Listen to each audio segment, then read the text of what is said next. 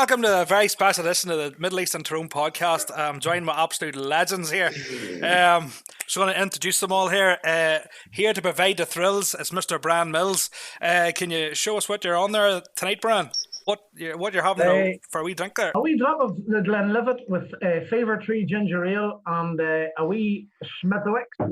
And next up is the girls think he's deadly, Mr. Conor Begley. Begley, can you show us? Can you show us what you're on tonight, sir? I'm on the Magners tonight. I have a case still in the fridge, and I have a wee bottle of Jameson just out of eye reach there with a toast later on. Nice one. Next up is Mr. Loosen Your Bra, Dackie McGrath. What are you on tonight, Dackie? I'm on the Viagra. But I thought you were a bit stiff looking there. I'm on a quilt to dry, so I'll sort out when I get going here. Very good. Next up is a holidays in Liston Varna. It's Mr. Liam McElvanna. I don't think I could find a rhyme your name, Liam, to be honest. I know it's fucking terrible, isn't it? Tonight, lads, I'm on the Baraka. I like my piss fizzy. Good lad. Happy days. Take your energy up there, Liam. Next up, it's punch you in the face, kick you in the belly, Mr. Declan Kelly. Lads, tonight I'm very poor on the curs. Got them free too. Hey, Swatter, mate. And the very last but not least, the Arbo Hardman. It's Shane Coleman. How are you on the night, Shane? Raymond Man with man, that is genius, boy. Fuck, I don't pick up the poetry anyway, Shaggy. They call me the Derry. They call me the Derry Trace Pitbull. Tonight, lads, I'm on the cars work for starters, and then for a wee bit of dessert. Wait for it. Do you see this here, baby? Yeah. Hey. A wee touch of the Rowan Cowboys. Hey. Where did you get that? Because you didn't bat yourself. Right, I sat in the shop of somebody else's backyard. So I just helped myself. Right, lads. How have you all been coping with the lockdown? I'm still working, so it's not bothering me one bit. I'm the front line. Doctors, nurses, Dackie Kelly. Very good. What about yourself, Conor Begley? You're a bit of a socialite like myself. How are you coping with the lockdown? I took up power hose and nearly putting the house on fire. That's what me. I nearly set the house on fire there just for a bit of excitement. Well, at least if you put the house on fire, you're trained in the power hose, like, so you'd be able to put the fire. Well, that's a bit. Do you know what I mean? I was ready for it. At that point, they were going to fucking send me a letter and call me a key worker after that. That was an insurance job. I heard your dad was coming over with a can of petrol to finish the job. No, he was there. He was. It's the horrors. Lockdown's complete horrors. Like, Totally. Too many men. I'm working from home at the minute. Well, working from home, doing my best, whatever I can do. But there's fences getting painted and all around this house and things that wouldn't normally get done, you know. Well, I'm sitting there during the day, boys, and I'm realising that every fucking man in the country is sitting with a phone in his hand. I get the same message 100 times a day. Every man, you get Barry the Girth. He's walking through New York City like King Kong. He's sitting on a girder with the New York Steeler actors. He fucking showed up in Boris Johnson's X-ray the other day. And then it was not fucking him. If it's not him, it's your one that orgasms every time you open a fucking message. I'm watching the cops clamping down and people walking through fucking parks around Hyde Park and stuff, and they're driving the police van through Hyde Park. The next thing you hear, you're one claim action. Wouldn't matter a fuck. If an iPhone is 10 years, and no matter what happens, every time she orgasms, I can't find the fucking button to turn her off. You fucking panic, you're sitting there and you go, what the fuck? What's going up there? And the baby young comes sitting around and my young boys all look at me going, what the fuck are you listening to, you know? I reckon, boys, the first thing we should do is get your woman and team her up with big Barry the Girth and let the two of them fuck off somewhere out of the road. He's dead. What? Yeah.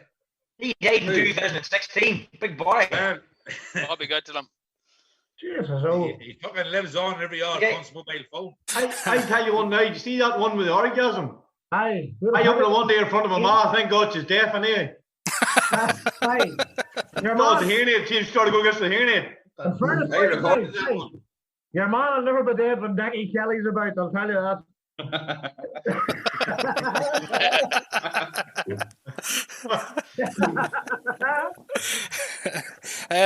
Right, we'll move on here. My next question, I actually think next question's for Brad Mills and Dackie McGrath. How did you two lads meet?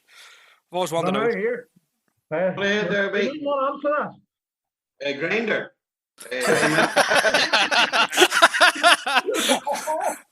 On the internet. That's what they used to call the getting mates. What was it called then, Brian? I don't know what they called it then.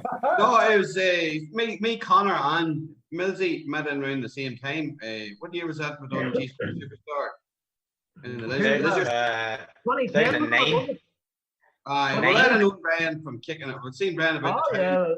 And I read about him in the Courier around the courts and stuff, so I was familiar with him. Like, I hadn't seen Begley before, so that was to blame for a lot of things. And you two lads play a bit of music as well. Together. Reverb, or what's your band's called? Reverb, yeah. And It's called tax avoidance. and how does it feel when you see Conor Begley perform and the women are throwing themselves at him and there's getting nothing through it? You two boys. But you had all that, you know, we taught Begley everything he knows. That's true, definitely. I ain't telling you now. I've never had men fucking making foundations like it in my life. We have built not just houses for that man, housing estates. A We multi-story built this job. city in rock and roll, man. Hey? We built that man's city in rock and roll. We're happy for him to pick up where we left off. And I appreciate it, man. I just like to see one man doing well. It doesn't matter. It's nice to see a man doing As long as some man's happy, I'm happy. Very good. Very good. What about Coleman and Dackie Kelly? Have you two boys always knew each other, or is it through the crack theatre, or what? Shane, I get the story first then. Let me tell the story. Let me tell the story first. Give me a second. Give me a second. We're playing a minor match one day and I'd already kicked 1-6. There's something going on from the bench to do men. We kicked a further 2-4 and then half-time whistle went. That was the football tournament down at Lammas Fair. But the first time I met Dackie Kelly, really, me and Dackie went to the same secondary school. And we met out in the smoking area there at the school there. And best was Dackie didn't even smoke at the time. But where we used to smoke out, there's a wee bit of a height out the back, and you stood in the height, you could see into the girls' changing room. I think that's the only reason he was around there in the first place. Then once he hung about with us boys for a while, then we brought him onto the school football team. And we used to play a game of football every morning at about 8 o'clock. We used to arrive in school at 8 o'clock. Our bus used to leave Arbo and Moortown at about 7:30 because the high school, they didn't start to 9:30, so we were brought in early so the high school ones could lay on for an hour. And then we played football around the foyer in the mornings. All right, Daggy? Yes, with the bins. With the bins. I tell you what happened. The big Shane threw a bin one day at a man and smashed the window in the school. So the other boy he kicked it at, he'd said he'd lift our bin, so he put our window through. And then Master Campbell come in and he says to Big Coleman, Big Shane, what's them windies? I go and find out who broke them. That is true. That is true. That is true. Big Coleman like that. Not a problem, sir. Not a problem. And he only asked me because he was from Arbo as well.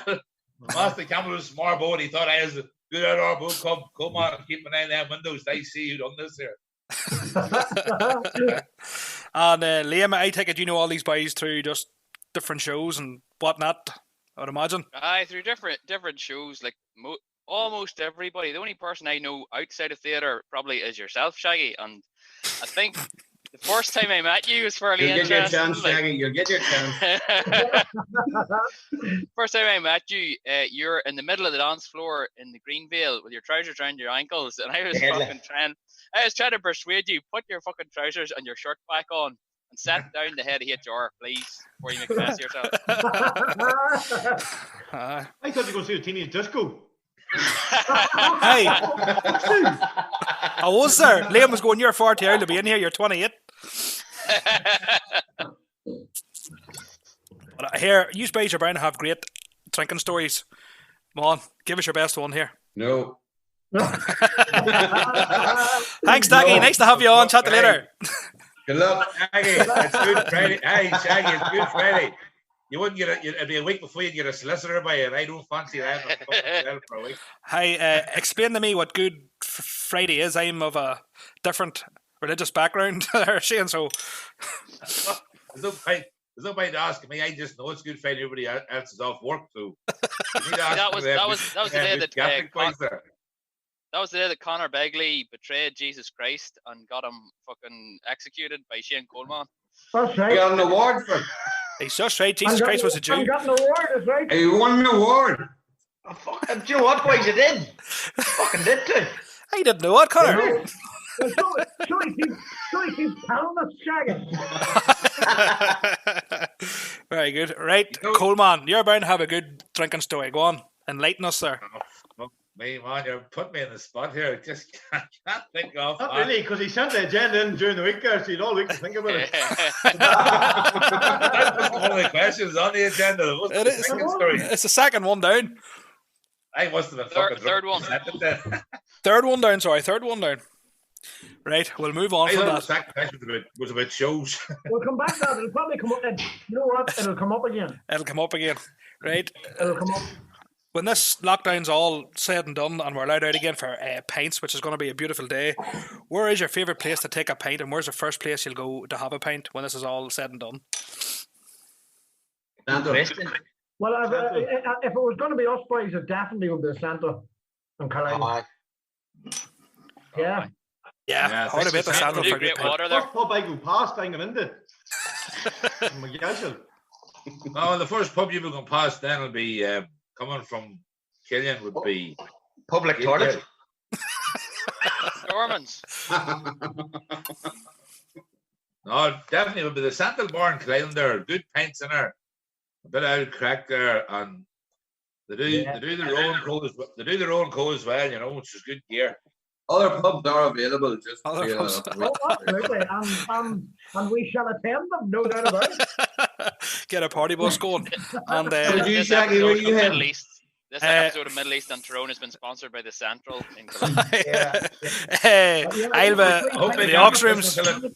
You'll be full of auction rooms, Shaggy. I will be the full. I'll last in aux rooms a total of about 1 hour, and I'll be turfed out in the street. But sure, what the odds? I thought the auction rooms was where coronavirus started. They haven't. Definitely They haven't not. put you in they haven't put you in the auction room since you recorded that Throne song in the check.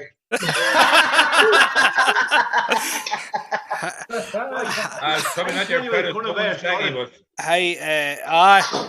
But starting all ease. Here.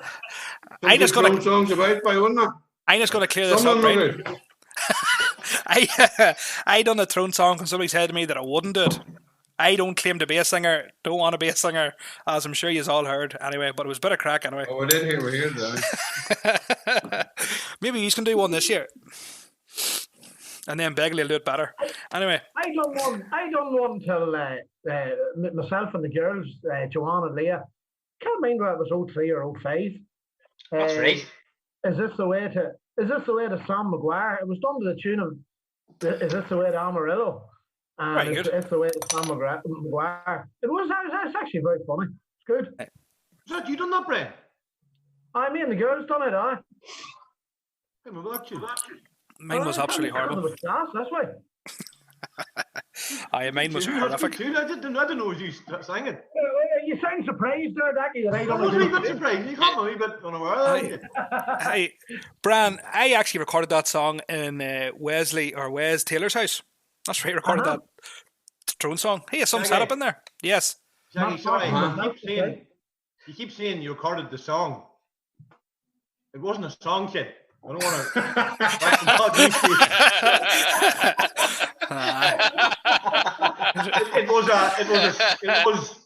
It was a something, you know. The song bit like. I do anything for a fucking green card. I do. I leave it to the Knights, is right. I'm on from 6:30. That's why I'm getting hateful. You're hateful all the time. Never mind. I woke up myself today, painting that fence. You guys are all fairly comfortable on the stage. What's the most embarrassing thing to happen to you? And you're all bound to have an answer. Wacky. Which one? Seen it in Annie. See it in Annie, wasn't it?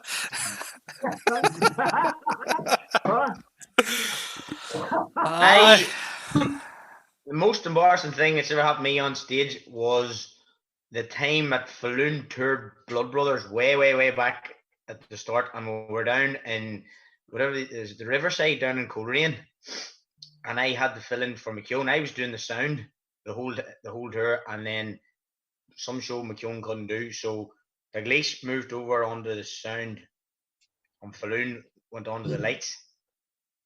And I finished my wee part and went off stage. And I was off stage for a good 15-20 minutes. You know, I didn't have to go on for ages. But within the first maybe 7 minutes, the Glace forgot to turn my microphone off.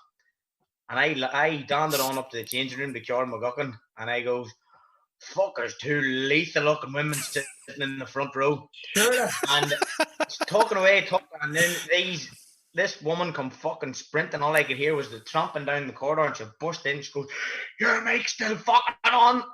And I had to go out. Every time I walked out, there was two girls sitting in the front row. I got there the whole time, hand over their head. There's been a few mics left on the Bardic, you know, when we've done a few shows, and now thankfully I don't think it echoed out front. They were left on sort of at the break. And but the mics were on, they were coming through the monitors sort of side stage, you know. So there's me and a certain number of fellas had a conversation about certain things. And the next thing we were now the conversation was let go on for quite some time before a couple of girls come down and told us that their mics was on side stage, so they had a decent enough listen to what we were talking about before the toilets, that the mix was on through the monitors, like, you know. But right here, there was a man that had a very embarrassing experience. A certain man in our company here this evening, he bought these pair of trousers that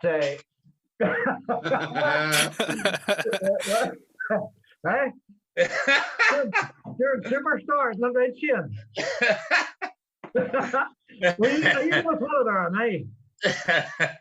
I went in one night to Millsy, and you know I'm sort of a pretty big guy, like, and most clothes that I wear are pretty restricted on me, you know, for various reasons. But in JST Superstar, there was quite a bit of movement going on around the stage because there was a rad scene at the start where we got to beat the fuck out of Malky Quinnerby Night. It was fucking that was super. Me and Shane Coleman came off the stage every night, and I'm not joking to Shaggy, we tell you, the two of us hadn't a fucking breath. I lost with a still mate, mate.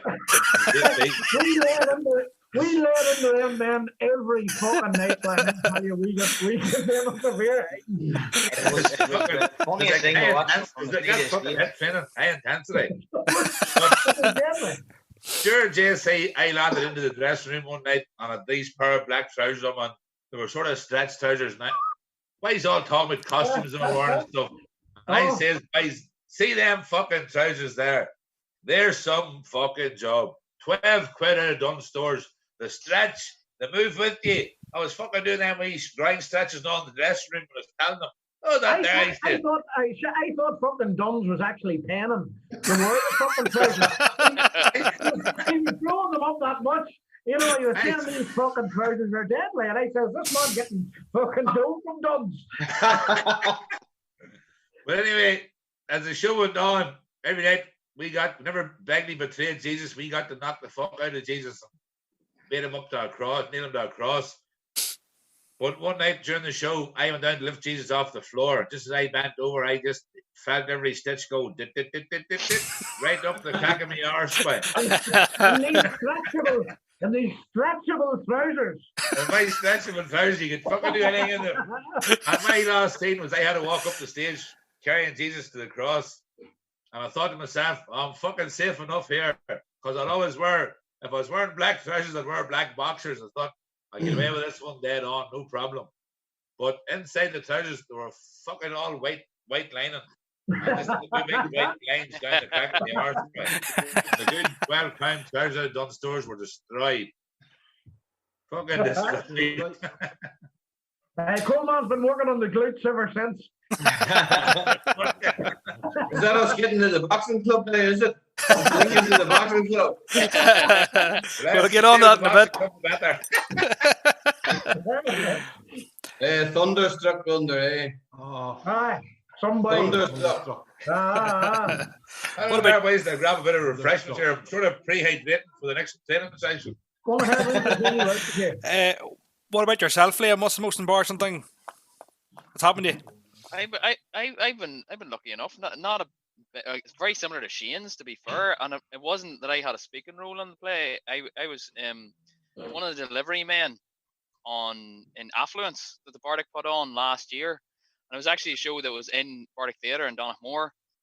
And I walked on, and I'm supposed to set B-Day in the middle of the stage, and I sat it down, and as soon as I bent down, the ass of my trousers split from fucking groin right down to the back of my hole. And the worst part about it was I was wearing red boxers on underneath it. So I'm fairly sure someone in the front row got an eyeful, but managed to recover a spare set of trousers downstairs in the changing rooms. But I've been fairly lucky, like with there is a recurring theme, because the same actually happened to me in Guys and Dolls, believe it or not.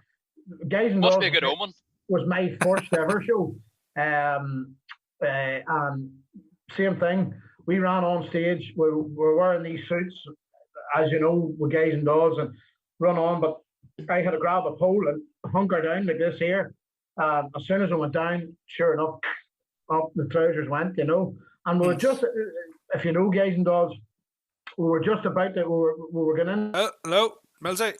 Where you went? The fucking 25 round Clonmore wouldn't be Tara boys. It should be alright.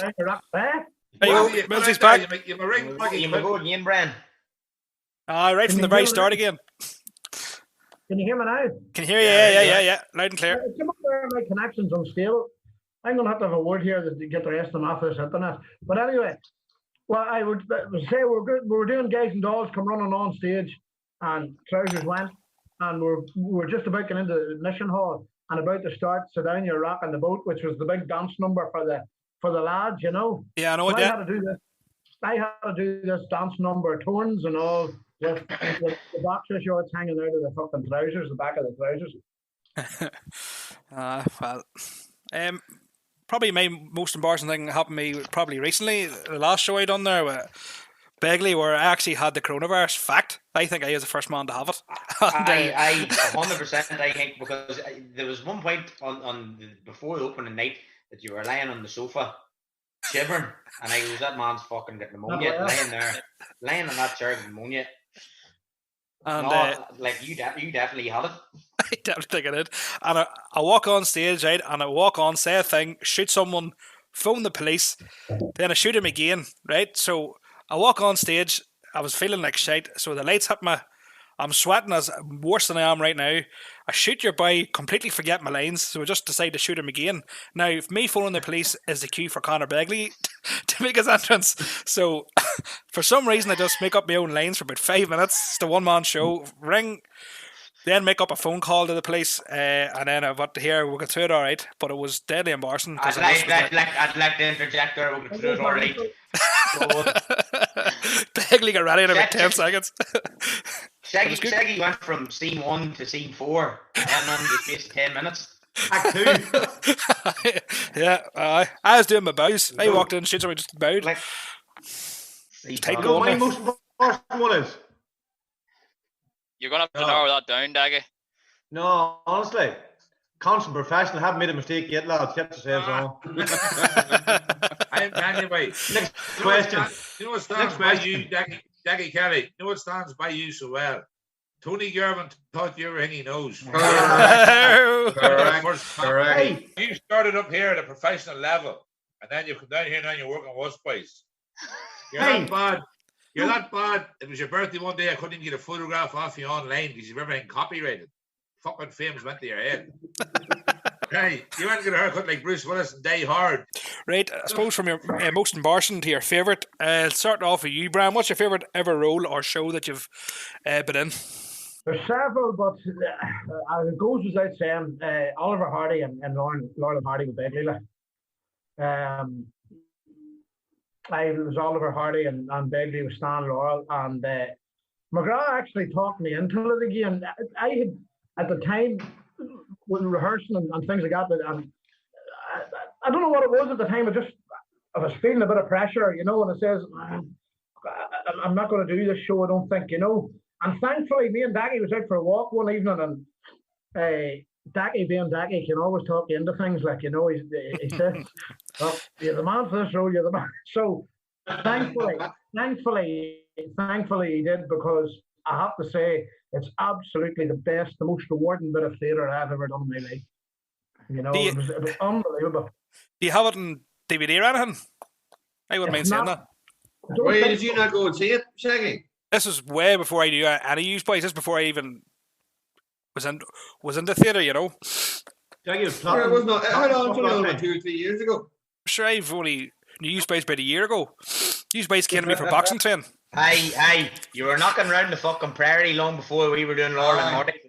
Not correct. But sure, I wouldn't have called that theatre for fuck's sake. Anyway, right, I'll move on. Dackie McGrath, do you want to answer that question? Favourite ever role or show? Easy. Lonnie and Rock of Ages. Best. Yeah, like, great show. Great, good old role. You got it done whatever you liked. It was great freedom on it. It was some crack. Rock of Ages was the best show I've seen. These were fun. These were all brilliant in it, to be honest. Fantastic. It was deadly, aye. It's on YouTube now, isn't it? Finley Daly was telling me it's on YouTube, isn't it? Aye, Finley is on YouTube, aye, but Finley's doing it, so fuck him. What about you, Liam? What's your favourite ever role or show? I don't think I could go past my last one. Seymour in Little Shop was fucking class. It was brilliant. It was really enjoyable. I just sort of come off the back of two other shows, like literally straight after each other. So I did Mammal, then I did Factory Girls, and then I was into Little Shop, and it was class. And I like, to be fair, Seymour is probably the closest character to me. There wasn't a big pile of acting done in Little Shop of Horrors. So yeah, awkward sort of weirdo. Although less of the botanist, I'm not really particularly green fingered, but quite similar to who I am, I think. So that's my favourite. And yourself, Coleman? I have a couple of parts there I've played which I've really enjoyed, and some that mean something to you with a bit of meaning to them, you know. We can't do a podcast, lads, I'd mention Blood Upon the Rose, you know. You in it? I have a bit of an interest in Irish history myself, and why are you talking about Blood Upon the Rose? I went down to County Kerry one with the O'Reilly Football Club in Clonau. I cycled from the home of the O'Reilly to Clonau, and I learned a lot about the O'Reilly in that time, and we were celebrating the 1916 Rising, and I was totally infatuated by the O'Reilly story. And then I come up the road a couple of weeks later, Jerry give me a shout and asked me to play the part of the O'Reilly. And the fact that I'd been in the O'Reilly's house, I'd been in the very bedroom he was born 2 weeks earlier, and I just thought, you know, this is just meant to be the case here, where I'm playing the part of the O'Reilly. And it was unreal. And the experience we've had in the places we've went is unreal. Like, we have played all over Ireland. We've played in London in the West End, Hammersmith Apollo. We've been around Dublin. We've got about. We've been in Glasgow. played in front of an audience of 3,000 people. And the other role which I've played, which I connected with very well, was in the Kings of the Kilburn, when I played Big Joe Mullen, and myself and Decky and Brian was in it, along with Algie Murray and Jared Quinn. And the chemistry in that show was unreal, because it was about Paddy's in a pub in London drinking the fuck out of it after a funeral. And myself and Decky and Brian had absolutely no acting to do, because we drank the fuck out of it every weekend anyway. People were saying to me, fuck me, boys, the chemistry between you men on that stage is unreal. I said, that's because we're not fucking acting. That's us in real life. Yeah. That was us in real life. And plus the story about emigration and just relating to the plight of the Paddy going abroad. And my own family, we have a big history of emigration. I have uncles emigrated, and I have 2 brothers living in America. And I've seen boys that were successful, and I've seen boys that weren't so successful. And the show is very relatable to me. And I know, like, when I look at that show with them 5 men from Ireland, 5 different situations in London, I know them 5 fucking men. That's right. That's why I connect that show so well. That's what a whole lot of people commented, you know, men who had been, you know, and worked in the likes of London and places like that years ago, and had made it home, and, you know, had their families back home here now, you know. But they said, those that went to see it, you know, they said, you know, they could identify with every one of those characters, somebody that they knew over there at that time, you know. So like, it was brilliantly written, you know. Yeah, no, it's a great show. I remember going to watch it and thinking to myself, that was absolutely, it went like that. It was 2 hour, over 2 hour play, but just went like that. Right. Brilliant. Yeah, but I love the way in the first act, you draw the audience into a false sense of security. They think they're there for a comedy, because there's a bit of black humor in it. The next thing, the second act, they get the first 5 minutes, there's a bit of comedy in it, and then we just suck the oxygen completely out of the audience, take the carpet from underneath them, and the next thing, there's 5 grown men sitting on the stage drinking, laughing, having the crack. The next thing, all of a sudden, there's 5 grown men sitting on the stage crying. Yeah. And the audience are sitting there going like, what the fuck just happened there? And because you can relate to it, and there's not a week goes past, well, apart from the lockdown now and this Halloween we're in, but there's not a week goes past where people don't mention to me either Blood Upon the Rose or the Kings of the Kilburn High Road. 2 unreal shows, like, and honoured and privileged to be a part of them. And, yeah, that's the good thing about it. It's great to have that, you know. It's great to hear people, you know, and meet people, and, you know, it is nice, you know, when you meet people and people come up to you and say how much they enjoyed something or whatever. Well, you know, it does now. It makes it all worthwhile. Like, it's unreal. I was up one day at an under 10 tournament in Ballyholland, or some people that's not there would say Ballyholland, County Down, way outside Newry. And this man come up to me and he says to me, I have to fucking come to you. He says, you're wrecking my head this past there. Where the fuck do I know you from? And I says, fuck, I wouldn't have a clue. And he says, he says to me, he says to me, was I at a wedding with you about 3 or 4 weeks ago?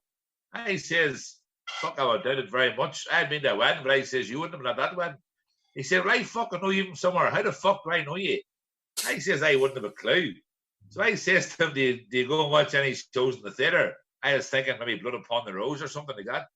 And he said, that's fucking it. I fucking seen you in the Kings of the Kilburn in the marketplace in Armagh. This is some man in the County Down. Never seen the man in my life before. And he identified him from the show, and the next thing he said, deadly fucking show. Unreal. Yes. What about yourself? That's my good parts. What about yourself, Connor? Rat in the skull. Hey. No. Hey. That's because you got to be in the raw Werner. Liverpool was good crack. Something similar to Bren, Shaggy. There's quite a few that you could list off. But for me, I'm on the same boat as Bren. Stan Laurel and Laurel and Hardy was because the risk that the Castle Hill were taking with the show. You know, parts of it had to be sort of fairly historically accurate to the way Laurel and Hardy were in their films, because we actually did have to take some of the scenes and replay them on stage without the props, without anything else. It was just the 2 of us. And then you got the opportunity to bring a load of different characters to life. And I mean, even though Jim McKeown was asked first, but he couldn't do it. That's why we rang you. That's why they rang me. No, it was just something special, and the opening night of Laurel and Hardy, it's something that I'll never forget, and I think because of that moment, no, the show wasn't over. Kelly agrees and everything. She's here too. She says, all right. First, the opening night was something special. It was. Thanks, Kelly. There's nothing like it. The audience were on their feet. Here and going to clean them. Sorry, no, it was that moment, you know, when the play wasn't even over, and it was just that sort of real special moment where their story had come to an end, and myself and Brian come out under the lights then and stood ready for the very last scene, and the audience were on their feet. Yeah. And the play wasn't over. I cried like a youngster. There was just something, you know, it just caught you at that point, and I thought I don't know however long that I'm doing theatre that I'll ever experience a moment like that again. So it was the exact same feeling for the both of us. Like, it was so emotional. I have never felt emotion like that. Never. I'm ripping. I'll never get to see that. Maybe you could do it again sometime. Wouldn't be the same. We will. Oh, we will definitely. We will do. Yeah. It'd be a waste not to do it again. And last but not least, Dackie Kelly, what's your favourite ever role? And don't say sausage. The plant in Little Shop of Horrors, because they don't have any movie yet. Lost a stone and a half. It's your best performance, Dackie. Coming up later. Don't listen to the answer. You never missed the line yet. on cue every time, lads. Constant professional. On the stone and a half off. We all were also part of a boxing club at one stage. Last year, was it last year or 2 years ago? How long ago was it? Last year. Come on, was last year. Who started that boxing club? Who started the boxing club? Whose idea was it? I get this text message when I was sitting enjoying a pint in where was I on holidays last year in Fungarola, and get this message, you know, about joining this boxing club from a certain man, you know. And I said, oh yeah, brilliant. That's no ball, I'm up for that. That's crack, will be good. As soon as I get home, no ball, I'm up for it. Whatever. I think the same man attended one session that I was at. You know what's really funny, right? See the same man we're talking about says to me, text me one day, does your woman still have something to do with the boxing club? I goes, she has, I says, her nephew takes the tin on the bra. She says, tell him what he took with lock us boys for a bit of a tin session. I says, no problem. He goes, I'm going to get McGrath and Mills. He says, I goes, I get them and all, big shaggy all go, I dead on, no ball. He goes, this is the best bit now. He says, look, McGrath and Mills be busy, man, so they mightn't stick it that long, so don't be worried. I don't want to mention the man's name, right? We know who we're on about. Two sessions he went there. Aidan, who's taking the tin, come in one night and goes, Big Coleman has a great session for us tonight. So 20 minutes into the session, we're bursted. Ray Mills were down in the corner. Dackie McGrath just quitting life completely. But see, the boy had wanted us to do this session. No word of a seen. No. Thunderstruck. He was let me say that. Thunderstruck last. He was lying up on the couch listening to Thunderstruck. No, well, Chantal taking a pint. We were going well Mondays and Wednesdays, and it was all going good. And then next thing, what's this? We what? We're going well, and then some man he says, lads, can we go earlier the night because I need to wait at 9:15. Well, it used to be 9 o'clock. I need to wait 9:45.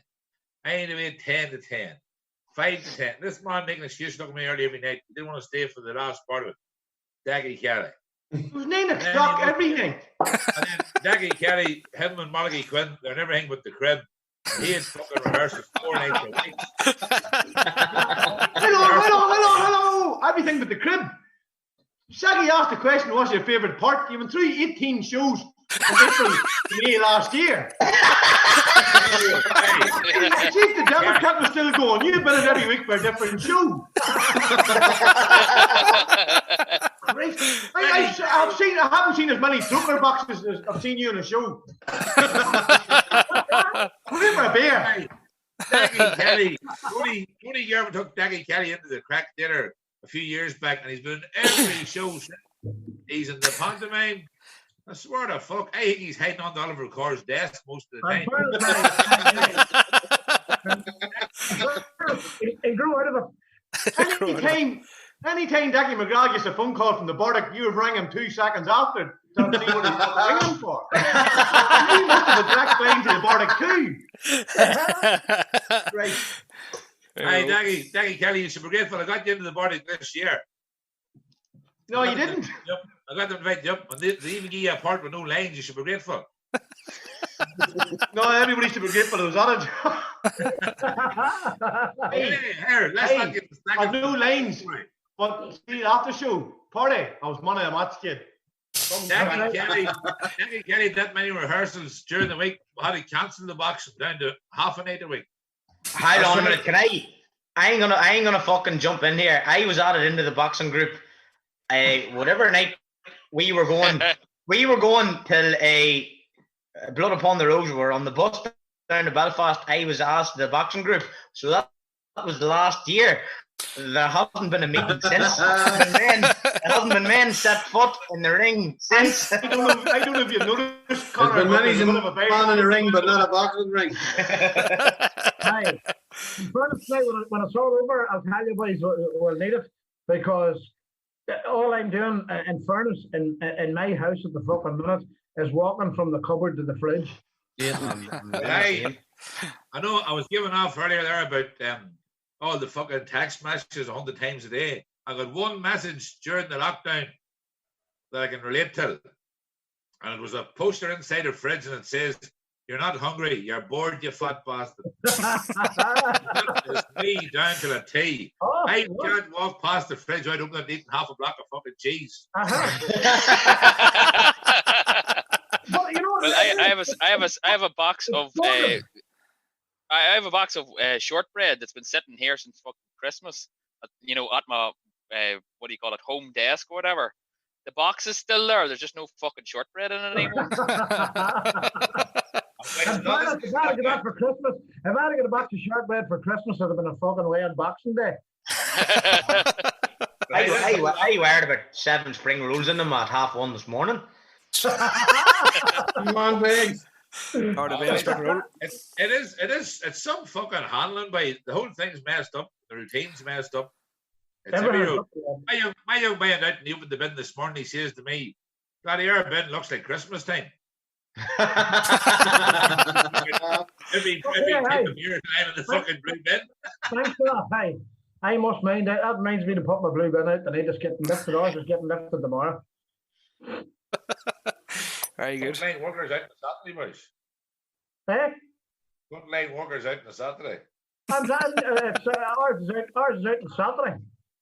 It's not been lifted on Monday. They're off on Monday. Is the tomorrow Saturday?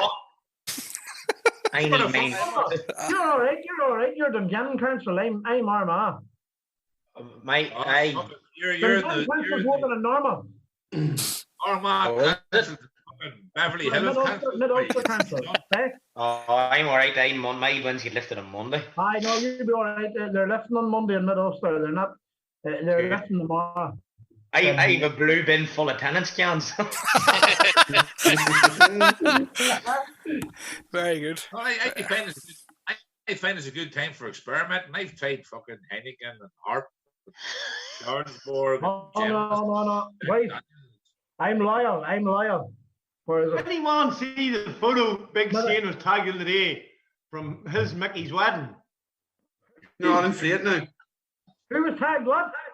Big Shane. I'm not joking you. He was looking well through yours. Lovely suit on him. Hair sitting, no beard. Lovely trousers and a pair of farmer brown shoes on him. Yeah. Hey. All you're missing was a twin cam.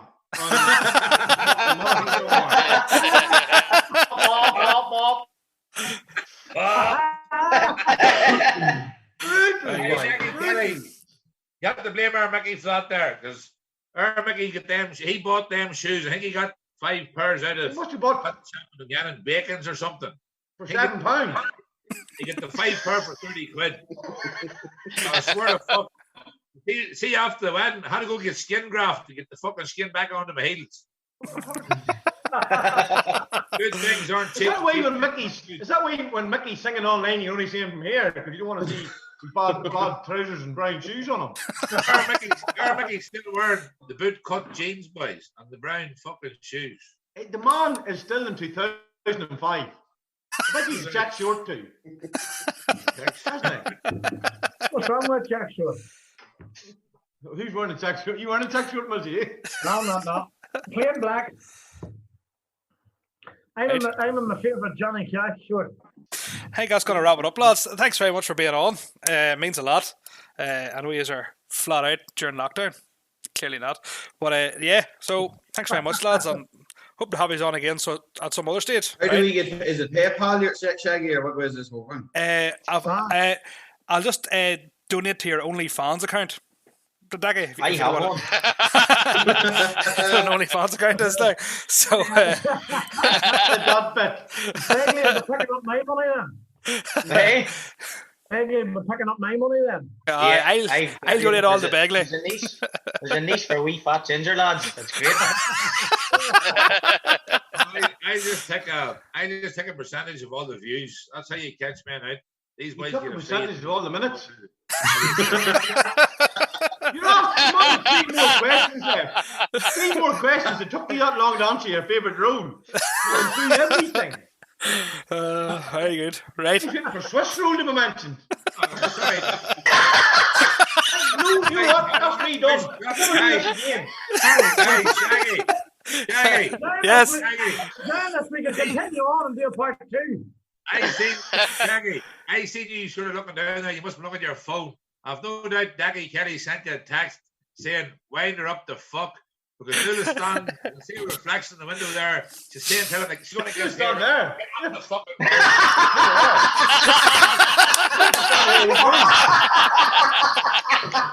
Tell cold man to fuck up.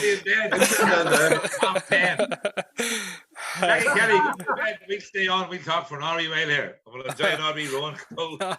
No, my woman's just attacks me going, the child shit herself again, so I need to go help her. So that's why I'm wrapping this up.